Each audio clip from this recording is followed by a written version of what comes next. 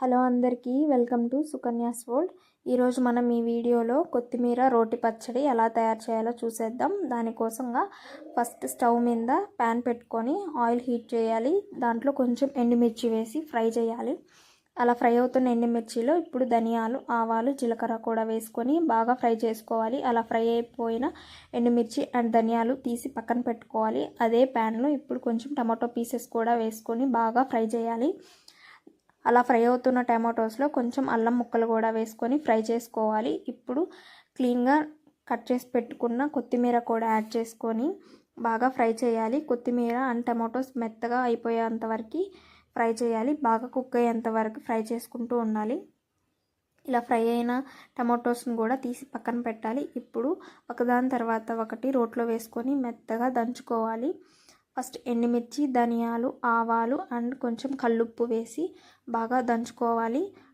ఎండుమిర్చి అంతా మెత్తగా పౌడర్లా అయిపోయేంత వరకు దంచుకోవాలి. మధ్య మధ్యలో స్పూన్తో మిక్స్ చేసుకుంటూ బాగా మెత్తగా అయిపోయేంత వరకు దంచుకోవాలి. ఇలా దంచుకున్న ఎండుమిర్చి పౌడర్లో ఇప్పుడు నానబెట్టిన చింతపండు యాడ్ చేసుకోవాలి. చింతపండు స్టార్టింగ్లోనే కొంచెం వాటర్లో నానబెట్టుకోవాలి. నెక్స్ట్ ఈ చింతపండు యాడ్ చేసుకొని మెత్తగా పేస్ట్ లాగా దంచుకోవాలి.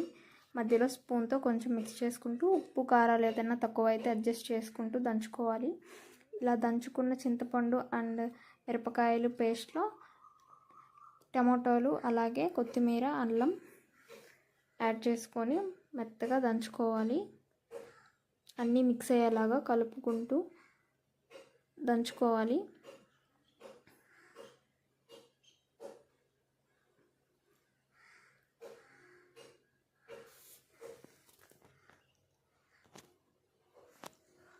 ఇలా దంచుకున్న పచ్చడిని ఒక బౌల్లో తీసి పక్కన పెట్టుకోవాలి. ఇప్పుడు దీనికి మెయిన్ పోపు యాడ్ చేసుకోవాలి. పోపు యాడ్ చేసుకోకపోతే టేస్ట్ ఉండదు. పోపులోకి ఆయిల్ హీట్ చేసుకొని దీంట్లో కొంచెం మినప్పప్పు, తెల్లగడ్డలు, మిరపకాయలు అలాగే కొంచెం కరివేపాకు కూడా యాడ్ చేసుకొని బాగా ఫ్రై అయిన తర్వాత పచ్చడిలో యాడ్ చేసుకోవడమే.